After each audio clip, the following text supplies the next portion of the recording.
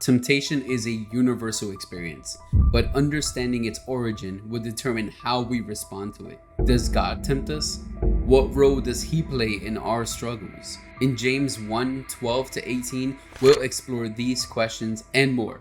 We'll explore how temptation works, where it comes from, and most importantly, how God, the Father of lights, offers us something entirely different, His good and perfect gifts.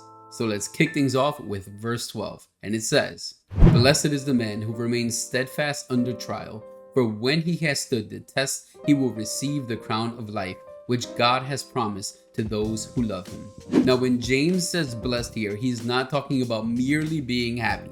The Greek word he uses here is makirios, and it refers to more than being merely happy. It is the same word that Jesus uses in the Beatitudes and that the book of Psalms uses as translated in the Septuagint.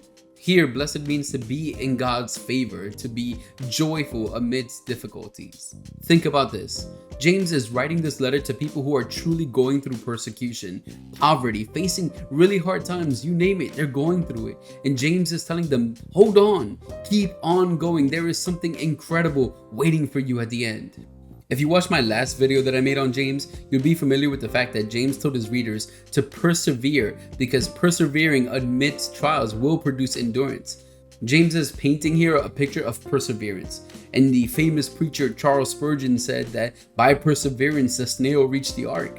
And I love that image. It's not about your strength. It's not about your abilities. It's about the idea, the disposition, the attitude of keeping on not surrendering and being strengthened in your walk by the Holy Spirit. But James is not just talking about the here and now. The reward he's talking about is about something much more. Biblical scholar Douglas Moo put it this way. In the earlier passage, James exhorted believers to respond to trials with joy because such testing of their faith would produce perseverance. Now he promises a reward for those who successfully persevere in their trials by remaining firm in the midst of testing. So what is this reward? James calls it the crown of life. But no, don't go thinking it's a big, shiny, golden crown with a bunch of diamonds. The Greek word he uses here is stephanos, which often is used to refer to the laurel wreath worn by competitors in athletic competitions. It is an image of victory and overcoming. Paul uses this same image to refer to perseverance and endurance when he talks about running a race. This is not a leisurely stroll. It is a challenging race that requires endurance and perseverance. But once again, Douglas Moo reminds us of this. The contemplation of heaven's rewards is found throughout the New Testament as a spur to our faithfulness in difficult circumstances here on earth. It's not about earning God's favor, but it is about the joy that is set before us to help us endure, to motivate us to keep going forward. And that brings us to a crucial point. Notice how James qualifies his statement. He says that the crown of life is promised to those who love Him. This isn't about gritting your teeth and just pushing forward, trying to earn that reward with your own strength. Our endurance, our perseverance, our striving forward in the gospel comes from a place of our love for God. Think about it like this. If we truly love God, then we'll trust Him. And if we trust Him, we'll believe Him when He says that He will give us the wisdom that we need to endure in our trials. Our endurance then is really a product of the faith that we place in God. It's like when Paul says, work out your salvation with fear and trembling, for it is the Lord that works in you. J.A. Mortier, another brilliant biblical scholar, puts it beautifully when he says, our progress to the crown is expedited not by our powers of endurance, but by the depth and reality and pervasiveness of our love for Him. We live by what we love. The shape of our lives is determined by the joys of our hearts. Isn't that beautiful? It is not about how tough we are or how much we can endure, but how deeply in love with God we are. That love shapes our lives and determines our joys. So here's the challenge for us. How deep is our love for God? When trials come, and they will come, is our love for God enough to motivate us to keep going forward, to endure and not to give up? Are we running the race with our eyes fixed on Jesus, the author and perfecter of our faith? Remember, every trial is an opportunity to deepen our love for God to strengthen our faith in Him and to experience His blessings in our life, both now and in the future. Reflect on how God may be using experiences in your life to deepen your love for Him. Now let's dive into verses 13 to 15, and they say, "When tempted, no one should say, 'God is tempting me.' For God cannot be tempted by evil, nor does He tempt anyone, but each person is tempted when they are dragged away by their own evil desire and enticed. Then, after desire has conceived, it gives birth to sin, and sin, when it is full grown, gives birth to death." Alright, there's a lot to unpack here, so let's take it step by step. First, notice how James shifts gears here. First, he was talking about what God does give, wisdom and the crown of life. And now he's talking about something that God definitely does not give, temptations. This is a crucial distinction. You might be thinking, wait a minute, didn't James just talk about trials? Aren't trials and temptations the same thing? Not necessarily. The Greek word for test in verse 12, paidasmas, is related to the Greek word for temptation, paidazo, in verses 13 and 14. James is using this connection to transition from his idea of external trials to internal temptations. So what's the difference? Well, earlier James was talking about trials. These are external challenges that we'll face that may come from God or at the very least are allowed by Him. But temptations, that's a whole different ballgame. James is crystal clear here. God does not tempt anyone. Period. Full stop. James is so emphatic about this that he says that we should not even say such a thing. And this is classic James, taking this deep theological point and immediately applying it to our practical lives, even changing the way we speak. But why is James so insistent on this point? It all comes down to God's character. Remember earlier when James was talking about the God's character as being generous, where here he's honing in on God's holiness. God is so holy that He cannot even be tempted by evil, let alone tempt someone else. It is just not in His nature. This is so important for us to understand. See, our actions flow from our characters, and James is saying that the same thing is true about God. This reminds me of what Jesus taught in the book of Luke when He said this: "The good person out of the good treasure of his heart produces good, and the evil person out of his evil treasure produces evil. For out of the abundance of the heart, his mouth speaks." Because God is holy, 3 times holy, He is not even tempted by sin. There is no desire for Him, no inclination to do wrong, to do evil. It is simply not in His nature. And so He cannot tempt others to do what He cannot do Himself. So if God is not the source of temptation, then where does it come from? James doesn't pull any punches here when he says that when a person is tempted, they are dragged away by their own evil desires and enticed. Let's pause here for a moment because this language is pretty intense. The word James uses here for dragged away is exelko, which is, get this, the only time it's ever used in the Bible. It is a term used in hunting and fishing, picturing the idea of game being lured out of hiding or a fish being dragged out of water. There's a real duality to this image. On one hand, you have this quiet, secret, insidious, hiding, just waiting to trap someone. And then at the same time, you have this violent aftermath. It's the peaceful, quiet serenity while fishing versus when that line gets pulled and all of a sudden it's a violent struggle. That is what it is like to be dragged away into temptation. Well, what about this evil desire? Well, some people translate that concupiscence, which is this tendency to lean to sin, that it is our default decision. It is when our fallen nature constantly inclines to sin. Craig Blomberg puts it this way: it is any intense longing for an improper object, that is anything that gets in the way of our pursuit of God. And that desire is tailored to each and every one of us. We are all fighting a tailor-fitted battle against temptation that is unique to you and me. And this is why Blomberg makes such a good point when he says this: what one person finds intensely tempting, another might barely notice. Temptations are tailored to the individual. That's why we should never belittle someone for struggling with something we might think is no big deal.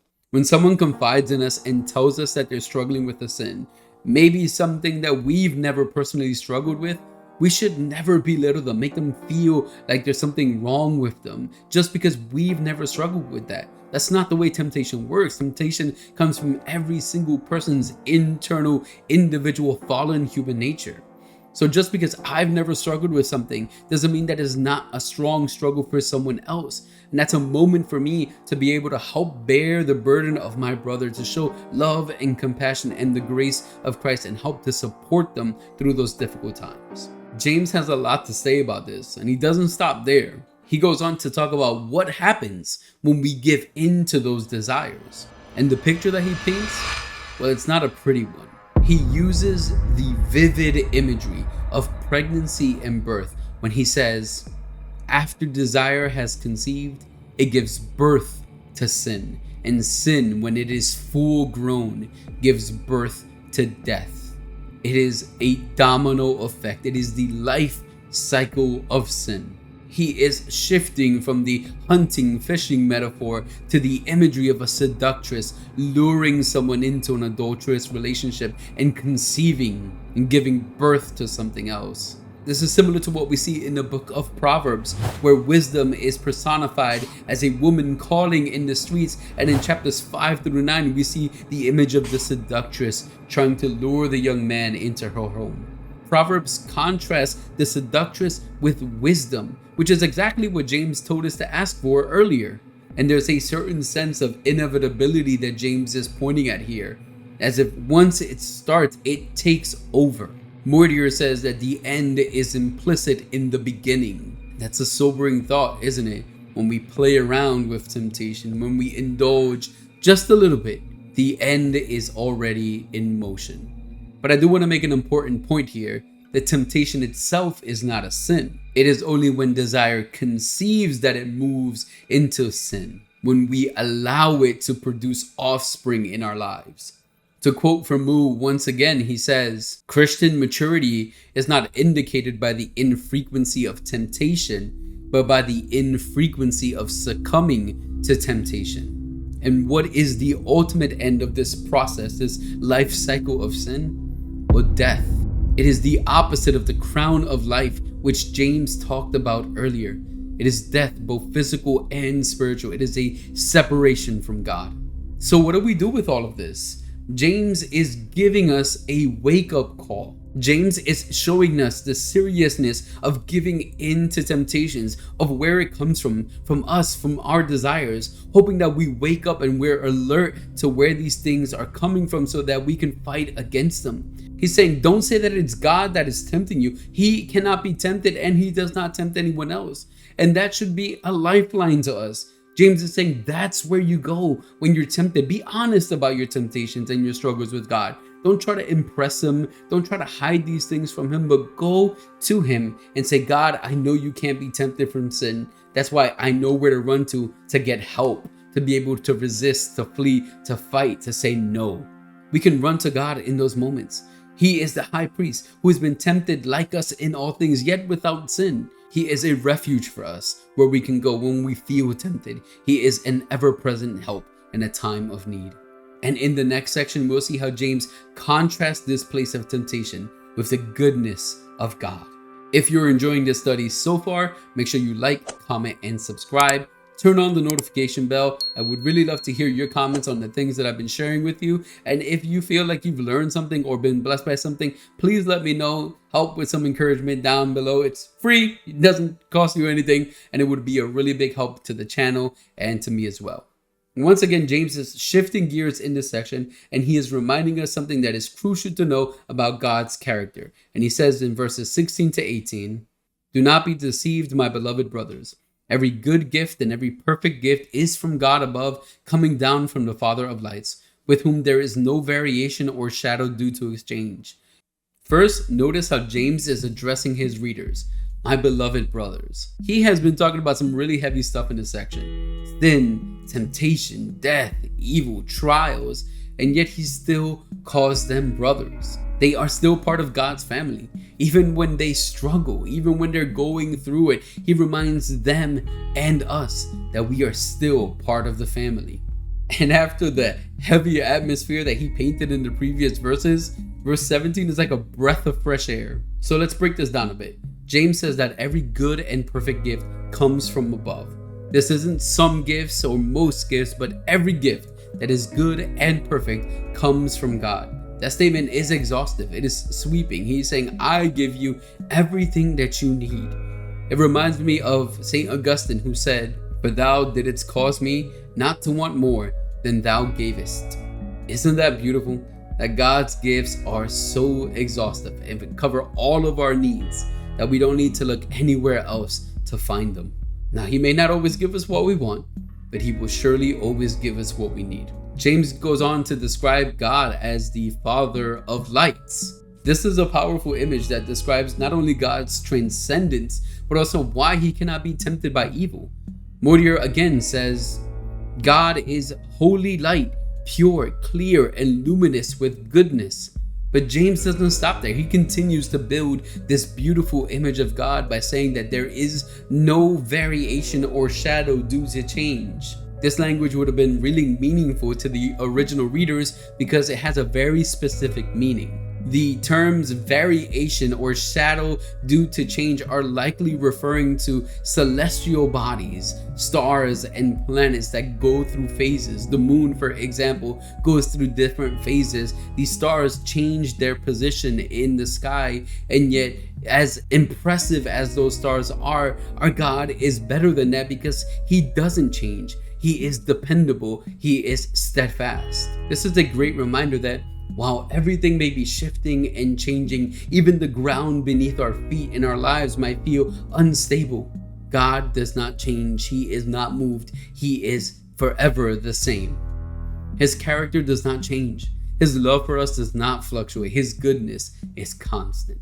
And we wrap up this video with verse 18. Of his own will, he brought us forth by the word of truth, that we should be a kind of first fruits of his creatures. Remember how earlier James talked about how desire conceiving gives birth to death? Well, here James is flipping that image. God, by his own will, not because he had to, not because we deserved it, but because he wanted to, brought us forth. He gave us new life through the word of truth. That is the gospel. The fact that we were alone and dead in our trespasses, and yet still being sinners, Jesus died for us. It is that word of truth that brings us new life. Some scholars like David Peters even think that James has the creation story in mind here. That just as God spoke the world into existence, he is now speaking the word of truth, namely Jesus, into our lives, and we are part of the new creation. And did you notice the phrase first fruits? In the Old Testament, first fruits were the first and best portions of the harvest, which were dedicated to God and pointed to more things that were going to come. And James says that that's what we are. We are the beginning of God's new creation and set apart for him. This is incredible news. This is what we needed, the new start, to help motivate us to move forward and endure in times of trials. To not think that we are left alone to our own devices, to struggle with our own sinful desires, but we know that we are part of God's new creation, called forth by the word of truth, mainly the cross of Jesus Christ and his redemptive work, knowing that now we are his first fruits, called to live holy for him. We have been empowered by the Spirit to walk according to the Spirit and not according to the flesh. So what does this mean for all of us? It means that we are not alone when we face trials, and we have a way out when we face temptations. A good and unchanging loving Father who gives us everything that we need and does not abandon us. Even when we fall, even when we stumble, we are still his children, washed in the blood of the Lamb. It means that we have the power through the Holy Spirit to resist temptation and walk as though we are the new creation that he made us. It's time to lean into that new life. He knows that it's difficult. He's faced those temptations himself and overcame. His victory is now our victory. We walk free from the power and bondage of sin over us. We can resist. We can stand firm through the power of Jesus. Jesus overcame his own temptations. All of the Gospels talk about this event, except for the Gospel of John. And if you're curious to know why, here's a video that might help. If you enjoyed this video, make sure you like, comment, and subscribe. Turn on that notification bell and it'll help you know every time I put a video out. I always put a video out every Monday, so stay tuned. Thanks for watching, stay blessed, and bookmark.